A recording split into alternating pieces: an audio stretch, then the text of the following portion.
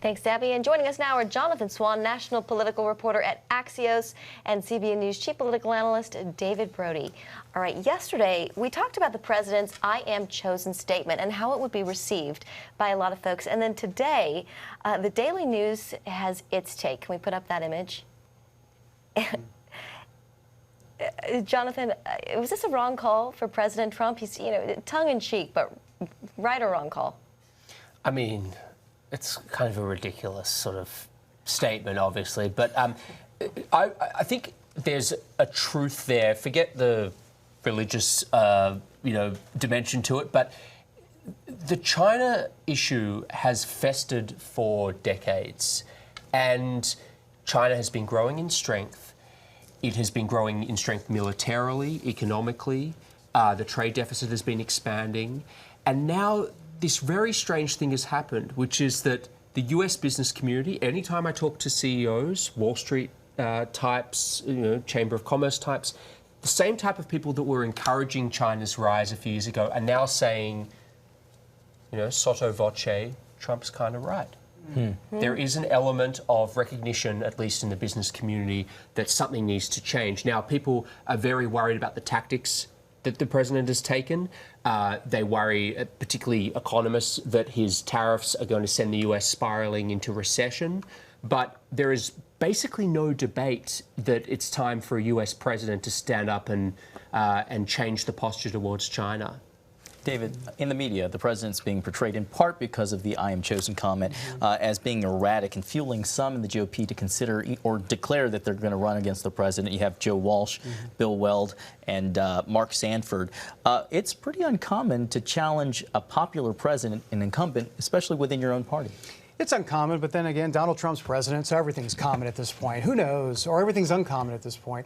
Look, but it's interesting. Joe Walsh and Sanford have one thing in common, both pretty much fiscal conservatives, right? I mean, Tea Party type people. And to me, what that signifies is that they believe this is a Republican Party that they don't even recognize anymore from a conservative standpoint, from a fiscal standpoint. Looking at the soul of the party. Yeah, well, the soul of the party as well, but I'll be honest with you, Mark Sanford might not be the guy necessarily to take on Donald Trump when it comes to morality, so let's clear that up. But I think they're going to harp on the fiscal issues and elements there, but it's not going anywhere, so we just got to move on. Well, it's not just the top of the ticket. In a tweet today, former UN Ambassador Nikki Haley, she put to rest rumors that she was, trying to replace Vice President Pence. Jonathan, where are these rumors coming from? So sources in the White House tell me that there's been a flood of inquiries from reporters in the last sort of 48 hours and the 24 hours leading up to that tweet from Nikki Haley with reporting that certain senior aides had been trying to encourage the president to replace the vice president with Nikki Haley. But no one's run a story on that, so that's why she described it as rumors. But that's the context. Apparently, there's been a lot of inquiries coming in and people asking questions, and that's obviously why she's trying to snuff it out before someone actually publishes it. Do you think we'll see her run for the president's seat? If not in 2020, maybe down the road. I wouldn't be surprised if she did, but I have no inside knowledge whatsoever of her intentions.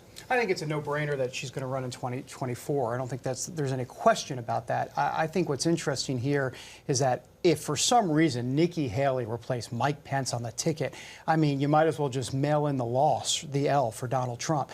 Mike Pence and evangelicals, that's a big reason why evangelicals supported Donald Trump in 2016.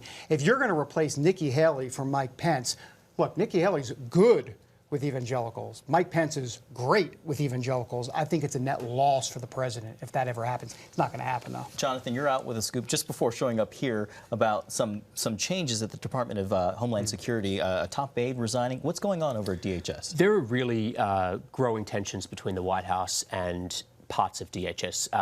Kevin McAleenan, the acting secretary, is not trusted within the White House. The president associates him with the Obama administration. He served under Obama. The president has called him in meetings an Obama guy.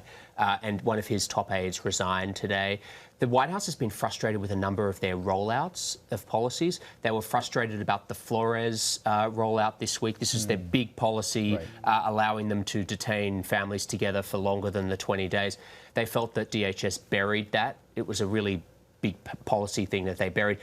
The president was also, I'm told, very frustrated with the coverage of the ICE raids earlier this month. There was, Drudge had a banner, and I think Breitbart, etc., saying that there were only 35 people arrested. And they pushed out actually another person at ICE who was running comms over that. So there's a lot of stuff brewing kind of below the surface, and it's starting to percolate up. Yeah. Yeah, finally, just a few seconds left here, but thoughts on Sean Spicer joining Dancing with the Stars? David and then Jonathan. That's all a bunch of ridiculous stuff. Give me a break. Well, though it's Will you interesting. watch that? Sure, absolutely, I'm going to watch. And Rick Perry, by the way, and Tom DeLay, former politicians, Republicans, were on. There was no big deal. But in the age of Trump, it's all toxic.